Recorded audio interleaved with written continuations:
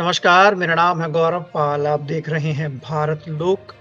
हम आपके साथ चर्चा करने के लिए मौजूद हैं आज की कई प्रमुख खबरों पर, जिसमें सबसे पहली खबर जो है वो लखनऊ से आ रही है, जहां पर समाजवादी पार्टी के कार्यकर्ताओं ने गजब कर दिया है। बाबा साहब भीमराव अंबेडकर के नाम का पोस्टर लगाया, पोस्टर में लिखा हक है, दम है, अंबेडकर है तो हम हैं, लेकिन पोस्टर से बाबा साहब भीमराव अंबेडकर की तस्वीर ही गायब थी। दूसरी खबर है, समाजवादी पार्टी का डेलीगेशन जो है वो संभल पहुँच चुका है। संभल पहुँचकर समाजवादी पार्टी के डेलीगेशन ने मृतकों के परिवार से मुलाकात की है। तो क्या सपा का डेलीगेशन देरी से तो नहीं पहुँचा है? तीसरी खबर है, उत्तर प्रदेश के मुख्यमंत्री योगी आदित्यनाथ अपने 2 दिन के दिल्ली दौरे से वापस आ गए हैं, लेकिन वहाँ पर उनकी मुलाकात प्रधानमंत्री नरेंद्र मोदी से नहीं हो पाई। और चौथी सबसे बड़ी खबर आ रही है बिहार से। वो खबर ये है कि नीतीश कुमार भी दिल्ली आए थे और बिहार में पलटा-पलटी की खबरों के मतलब माहौल के दौरान नीतीश कुमार दिल्ली आए, मनमोहन सिंह के परिवार से मिले, जिनका हाल ही में निधन हुआ था, पूर्व प्रधानमंत्री, लेकिन भाजपा के किसी नेता से नहीं मिले। तो क्या चारों खबरों पर हम लोग बात करेंगे। हमारे साथ इन खबरों पर चर्चा करने के लिए हमारे सहयोगी अनुज कुमार जो हैं वो जुड़ चुके हैं। तो सबसे पहली खबर जो है वो है समाजवादी पार्टी के पोस्टर की। तो अनुज जी, क्या लगता है कि समाजवादी पार्टी के जो कार्यकर्ता हैं वो कभी-कभी तो गजब कर देते हैं बिल्कुल। जो पोस्टर वॉर एक तरीके से भाजपा करती दिखाई देती है, एक है तो सेफ है। तो उसी तरह के पोस्टर समाजवादी पार्टी भी कभी-कभार लगाती है लखनऊ में।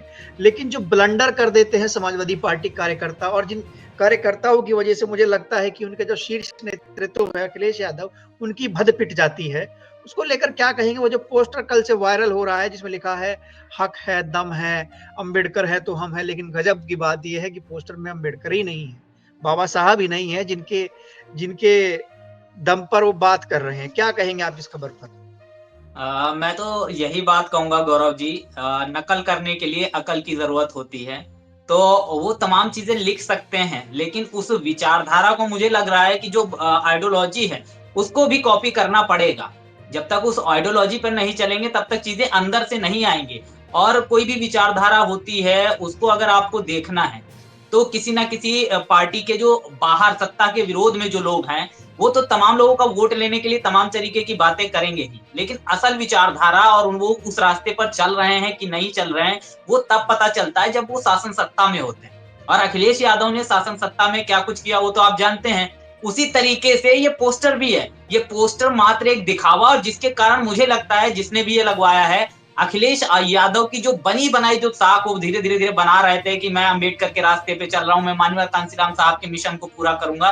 वो कहीं न कहीं दिखाई दे गया, और ये लोगों के ज़हन में होता है वो जो दिखाई दे गया। नहीं, मैं अब अनुज जी एक बात कहूँगा कि चलिए मानते हैं, आपकी बात हम मान लेते हैं कि जी। अखिलेश यादव जो हैं वो अम्बेडकर के नाम पर राजनीति कर रहे हैं। हालाँकि वो तो फ़ोटो भी लगाते हैं, वो तो एक नारा भी दोहराते हैं कि अम्बेडकर का मिशन अधूरा अखिलेश यादव करेंगे पूरा। बिल्कुल, बिल्कुल। कांशीराम का जो नारा है उसको चुरा लेते हैं।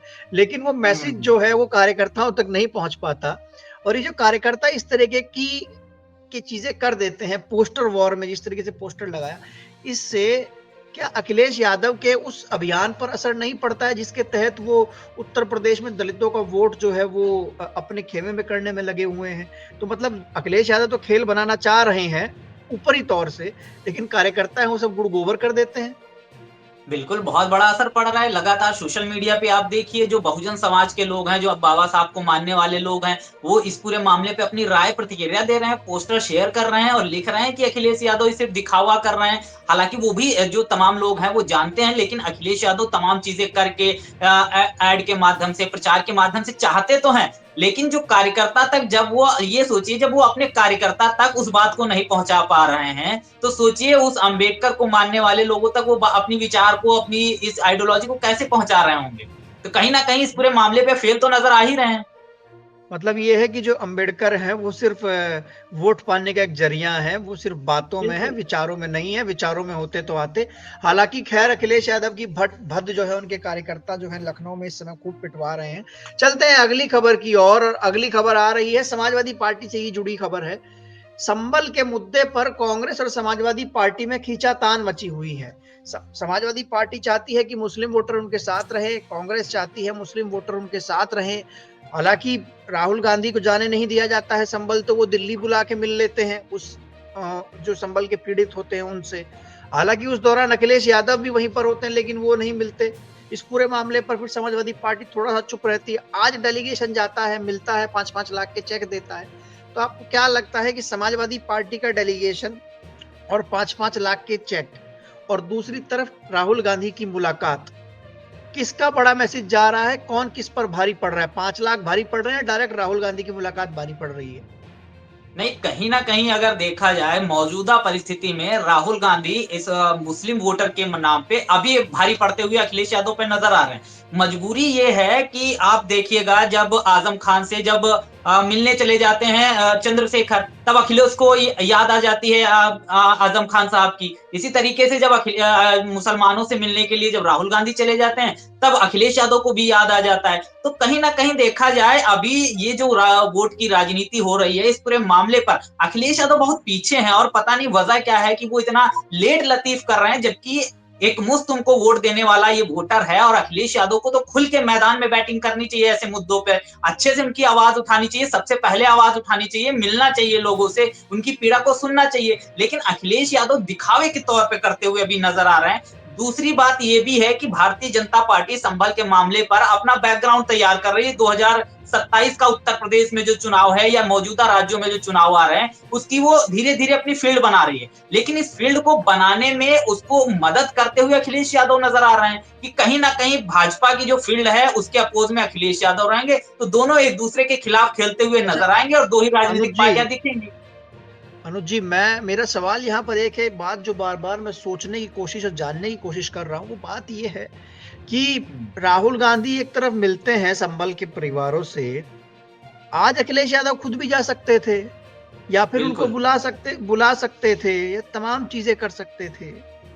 ऐसा नहीं किया।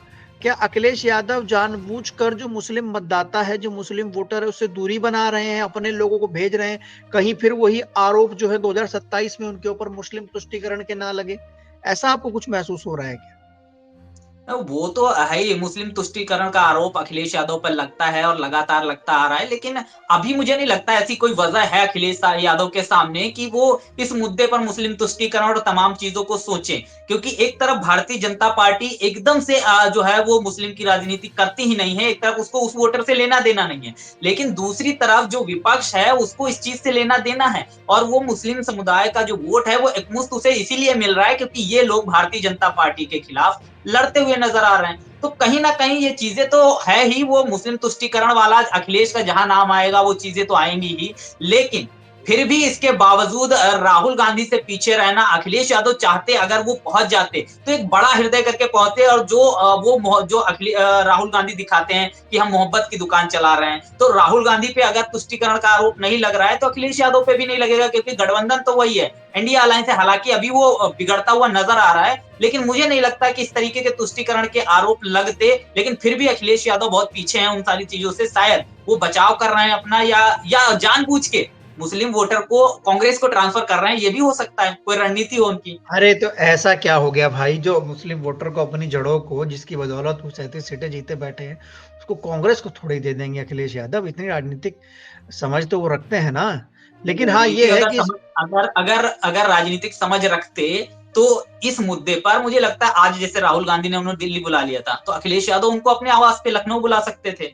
यहाँ पे मिलके अगर वही जो 5 लाख का चेक है, वो अखिलेश यादव के हाथ से मिल जाता तो मुझे लगता उसका ज़्यादा इम्पैक्ट पड़ता। हालाँकि अगर डेलीगेशन भी अगर जा रहा है, तो अगर तुष्टीकरण की बात है, तो तुष्टीकरण तो तब भी नज़र नहीं, आएगा ना। देखिए देखिए देखिए, बड़ा सवाल ये है कि एक तरफ तो उस पार्टी का बड़ा नेता डायरेक्ट मिल रहा है और बिल्कुल। एक तरफ आपका डेलीगेशन जा रहा है। तो मैसेज कन्वेइंग जो है वो क्लियर किसकी है? बड़ा क्लियर तो सवाल एक ये सबके बन सामने है, कांग्रेस की है, एकदम क्लियर है वो। तो चलिए ये देखते हैं, इस खबर से ये भी अब निकल के आ रहा है कि अखिलेश यादव संबल वाले मुद्दे पर भी पिछड़ते नजर आ रहे हैं। पोस्टरों पे तो पिछड़ ही रहे हैं, संबल पे पिछड़ रहे हैं। अब तीसरी खबर आती है उत्तर प्रदेश के मुख्यमंत्री योगी आदित्यनाथ आज पहुंचते हैं दिल्ली 2 दिन पहले और दिल्ली में एक बड़ी बैठक भी होती है और वो कुंभ के लिए न्योते देते हैं तमाम लोगों को, जैसे राष्ट्रपति महामहिम द्रौपदी मुर्मू, उपराष्ट्रपति जगदीप धनखड़, अमित शाह को देते हैं न्योता, राजनाथ सिंह को न्योता देते हैं, वीके सिंह को न्योता देते हैं, तमाम लोगों को न्योता देते हैं और कैलेंडर वैलेंडर सब बांटते हैं, सबको बुलाते हैं कि आप आइए, प्रयागराज में कुंभ लगा है, वहां पर आइए।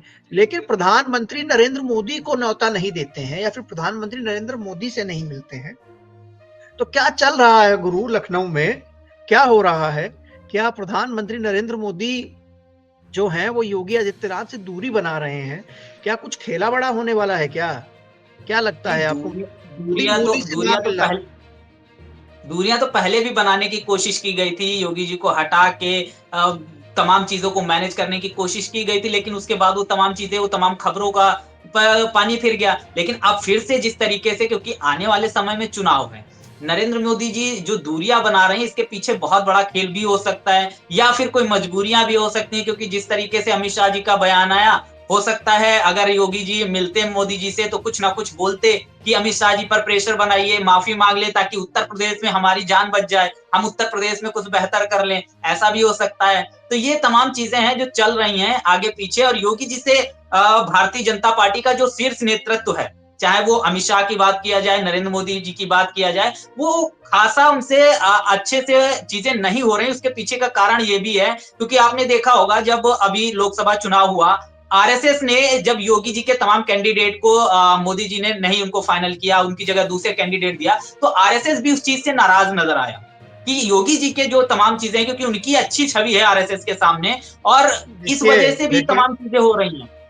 अनुज भाई, एक चीज तो साफ हो जाती है ना कि जब दिल्ली पहुंचते हैं योगी आदित्यनाथ और दिल्ली में जब सबसे मिलते हैं तो बोलते हैं कि पहले नंबर पर नरेंद्र मोदी, दूसरे नंबर पर अमित शाह। अब जब अमित शाह से उनकी मुलाकात हो रही है तो मतलब ये हो गया कि सरकार का सबसे शीर्ष नेता मिलने वाला तो अमित शाह से उनकी मुलाकात हो रही है।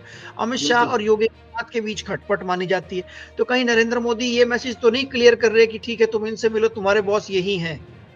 बिल्कुल बिल्कुल, ये तो है ही ना। जो बात कहनी है इनको कहो, तुम्हारे बॉस यही हैं, अब सब कुछ इन्हीं के थ्रू कन्वे करो।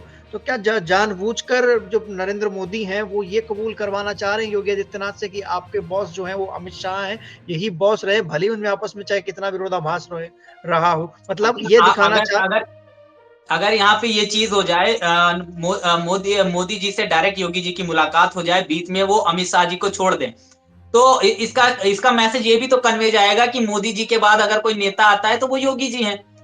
तो कहीं ना कहीं वो चीज तो भी मैनेज करनी होगी। अमित शाह की भी साख जो है और योगी जी की जो, मोदी जी की जो साख है, वो तो उसी तरीके से रखनी होगी। ये तमाम चीजें हैं, एक लीडरशिप की जो जद्दोजहद चल रही है अभी भारतीय जनता पार्टी में, वो मौजूद है और वो चुनाव में भी आपको देखने को मिलती रही है और आगे भी देखने को मिलेगी। योगी जी को कहीं ना कहीं उनकी जो इमेज है वो थोड़ा सा कंट्रोलिंग करने की कोशिश की जा रही है, योगी जी को थोड़ा सा कंट्रोल में रखने की कोशिश करते हुए नजर आ रहा भी शीर्ष नेतृत्व।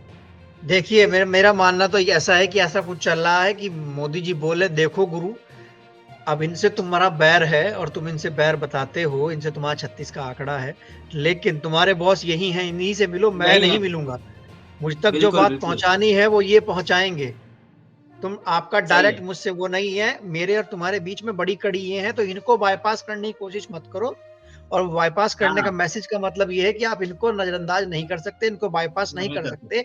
मतलब योगी आदित्यनाथ जो है अभी वो अमित शाह को हटवाने की स्थिति में नहीं है। नहीं, बिल्कुल बिल्कुल सही। ये मैसेज जो है वो क्लियर जा रहा है। हालांकि संगठन को लेकर भी कुछ होने वाली है बैठक, जिसमें बताया जा रहा है कि उत्तर प्रदेश में नया प्रदेश अध्यक्ष चुना जाएगा। और आपने एक बात कही थी कोई दलित चेहरा आ सकता है, अब इसके भी कायस्थ जो है वो लगाए जा रहे हैं कि कोई दलित चेहरा आ सकता है, क्योंकि बीजेपी डैमेज कंट्रोल करने की कोशिश कर रही है। पार्कों के लिए जिस तरीके से पैसा दे दिया गया, तमाम चीजें हैं, ये तमाम चीजें हैं जो चल रही हैं। तो वहीं फिर हम अपनी चलते हैं चौथी और आखिरी खबर पर। नीतीश कुमार भी बिहार में पलटा पलटी के बीच नीतीश कुमार दिल्ली पहुंचे और पूर्व प्रधानमंत्री मनमोहन सिंह के परिवार से मिले। उनके निधन के बाद वह उनके परिवार से मिलने आए हैं, वापस बिहार चले गए हैं। लेकिन खबर यह है कि नीतीश कुमार दिल्ली आते हैं, अपनी यात्रा को रोकते हैं और दिल्ली में भाजपा के किसी नेता से नहीं मिलते हैं। मैं आपको थोड़ा सा इसमें कनेक्शन जोड़ता हूं। नेता से नहीं मिलते हैं, वापस चले जाते हैं। तो क्या हो रहा है? अब बात विजय सिन्हा की जाए तो विजय सिन्हा कहते हैं कि इस बार हम चाहेंगे कि बीजेपी पूर्ण बहुमत की सरकार बनाए। गिरिराज कह देते हैं कि नीतीश कुमार को तो भारत रत्न दे दीजिए। अमित शाह कह देते हैं कि बिहार के मुख्यमंत्री पद का चेहरा जो है वो संसदीय कार्यकारिणी की बैठक तय करेगी। और बिहार में पोस्टर लग जाते हैं कि अगर बिहार में मुख्यमंत्री की बात होगी तो नीतीश कुमार की बात होगी। तो ये सब जो चीजें चल रहे हैं, और उधर से आरजेडी की तरफ से जो चीजें आई है ना, आरजेडी की तरफ से तमाम चीजें हुई, और इन सब पर नीतीश कुमार की चुप्पी और दिल्ली में किसी से ना मिलना। भाई सब लोग जानते हैं कि नीतीश कुमार जो है वो नरेंद्र मोदी सरकार के एक बड़े पैर हैं, एक बड़ा स्तंभ है, और नरेंद्र मोदी कुछ भी करेंगे उनको खुश रखना चाहेंगे कि भाई ये ना चले जाएं, ये चले गए तो हमारी सरकार जो है वो गड़बड़ा जाएगी, गिर जाएगी। तो ऐसे में नीतीश कुमार ने क्या कोई खेला करने की कोशिश कर रहे हैं? इनसे मिलके नहीं गए, नजरअंदाज कर दिए, इग्नोर कर दिए, क्या लग रहा है आपको?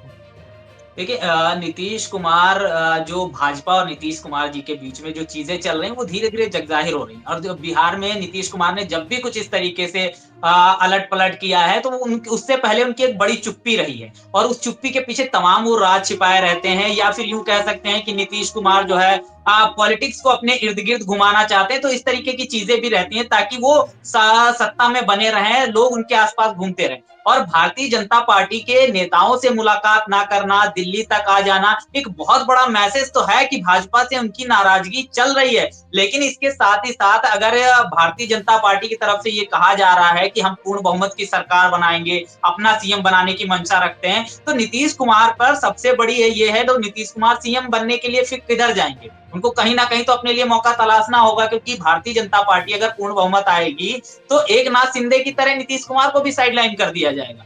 दूसरी तरफ खबर आरजेडी की तरफ से ये भी है, तेजस्वी यादव की तरफ से ये भी है कि नीतीश कुमार की जो पार्टी है, उसके तमाम जो सांसद हैं, वो मोदी जी के संपर्क में चल रहे हैं। तो यानी फिर एक तरीके से ये भी कहा जा सकता है कि नीतीश कुमार की खास ज़रूरत अभी भारतीय जनता पार्टी को नहीं रह गई है, अन्यथा अगर रह जाती ज़रूरत, तो वो नीतीश कुमार को मनाने अब तक पहुँच चुके होते। तो कहीं न कहीं ये भी है, और नीतीश कुमार के सामने भी बहुत 2 ऑप्शन है। वो अपनी पार्टी को भी बचाएँगे ताकि उनकी पार्टी ना टूटे आने वाले समय में, जिस तरीके से एकनाथ शिंदे को अलग किया गया, उनकी पार्टी को तोड़ा गया। दूसरी चीज़, उनको सीएम भी बनना है। तो ये तमाम चीज़ें देखते हुए नीतीश कुमार, क्योंकि राजनीति पर अपनी पैनी नज़र रखते हैं, और जो कुछ भाजपा कर रही है अन्य राज्यों में तो उस पर भी उनकी नज़र है। तो शायद नीतीश कुमार को लग रहा होगा कि अब मुझे अपनी ताकत, अपना दाँव, अपनी राजनीति और अपनी तमाम चीज़ों को दिखाना होगा, ताकि भारतीय जनता पार्टी भी अपनी हद में रहे और आने वाले समय में राजनीति मेरे इर्द-गिर्द घूमे।